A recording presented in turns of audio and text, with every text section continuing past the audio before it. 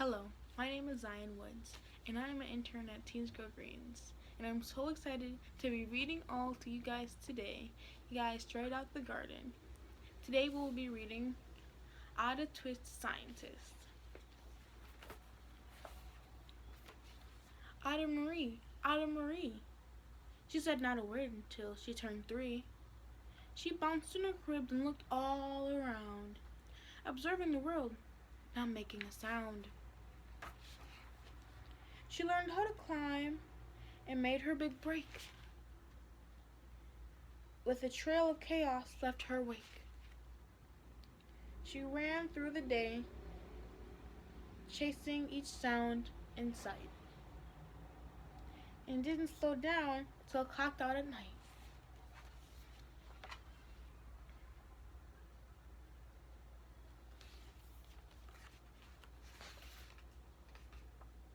Her parents were phrased about her, but tried not to freak. As Ada grew bigger, she still did not speak. Clearly, young Ada was lost in her head, would have something to say, but when it ought to be said.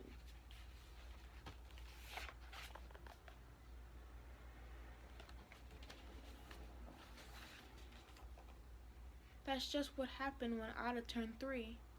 She tore through the house on a fact-finding spree and climbed up the clock just as high as she could.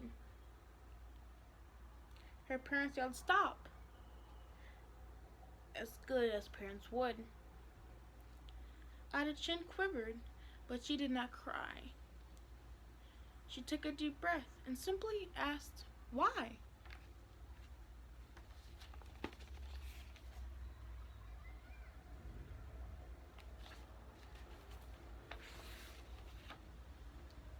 Why does it tick? Why does it talk? Why don't we call it granddaughter Cluck? Why are there pointy things stuck on a rose? Why are these hairs inside of your nose? She started with why, and then with what, how, and when. By bedtime, she came back to why once again. She drifted to sleep as dazed parents smiled at the curiosity thoughts of their curious child, who wanted to know what the world was about. They kissed her and whispered, "You'll figure it out."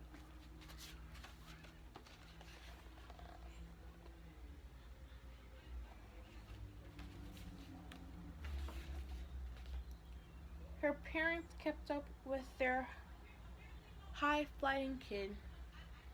Those questions and chaos both grew as she did.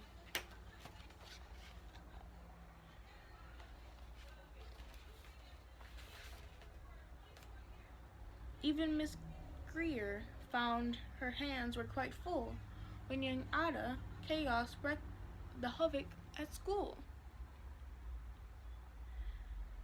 But this much was clear about Miss Ada Twist. She had a lot of traits, one of which a good scientist.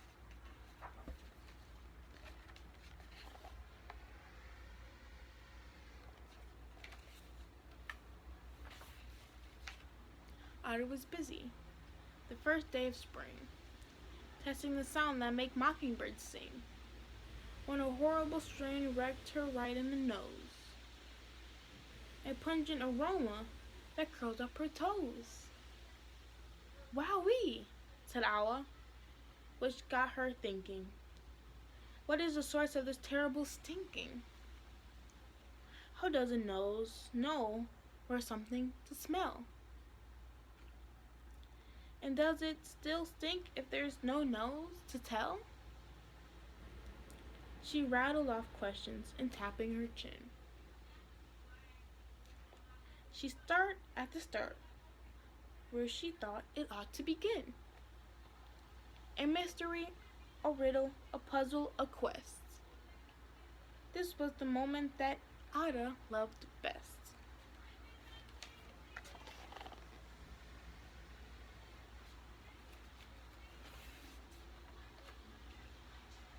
Ada did research to learn all she could of smelling and smells, both stinky and good. One hypothesis Ada thought could be true: the terrible stink from her dad's cabbage stew. She tested and tested, but soon Ada knew it was time to come up with hypothesis 2.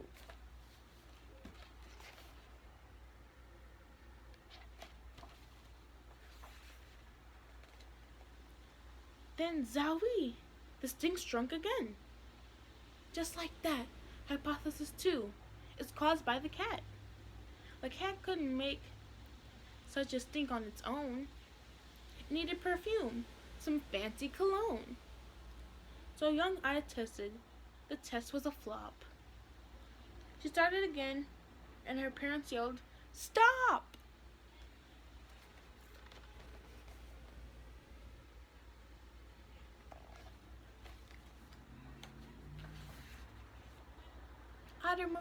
Ada Marie, to the thinking chair, now! By the time we counted 3. Enough, said Mother. That's it, her dad said. Her parents were frustrated, fizzled, and mad. Why? Ada questioned. Her mother said no. What? Ada inquired. Her father said, go. You ruined out supper. You made the cat stink. Enough with your question. Now sit there and think. She looked at her parents. Her heart turned to goo. Poor Ada Twist didn't know what to do.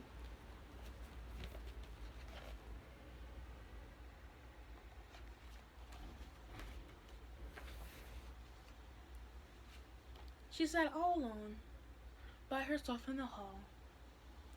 And Ada once more could say nothing at all.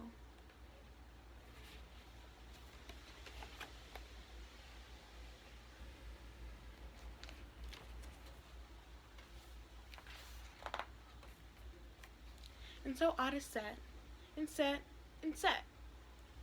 And she thought about scientists and Stu and the cat, and how her experiments made such a big mess. Does it have to be so? Is that part of success? Are messes a problem? And while she was thinking, that was the source of the terrible stinking. Ada Marie did what scientists do. Asked a small question, then asked 2. And each of these led her to 3 questions more. And some of those questions resulted into 4. As Ada got to thinking, she really dug in. She scribbled and questioned and tapped on her chin. She started at why, and then went to what, and then how, and then when. At the end of the hall, she researched why once again.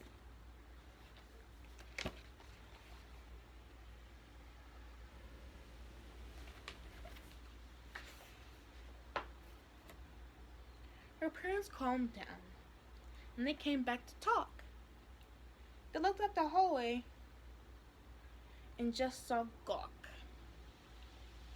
No patch of bare paint could be seen on the wall. The thinking chair now was a great thinking hall. They watched their young daughter, as sighed as they did. What would they do with this curious kid, who wanted to know the world what was about? They smiled and whispered, we'll figure it out.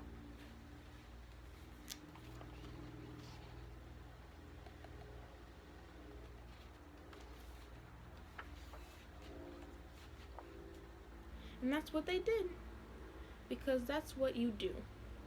When your kid has a passion and your heart is true. They remade their world.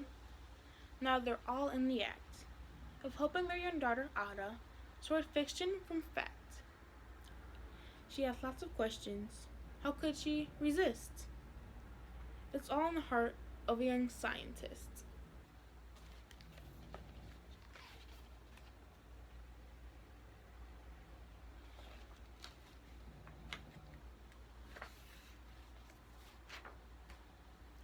And as for that smell, what Ada, what can Ada Twist do? But learned all she could with her friends in grade 2.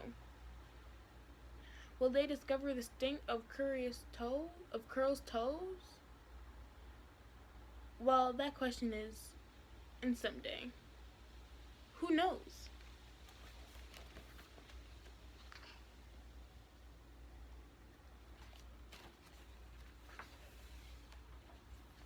That was the end of Ada Twist Scientist. I hope you guys really enjoyed it.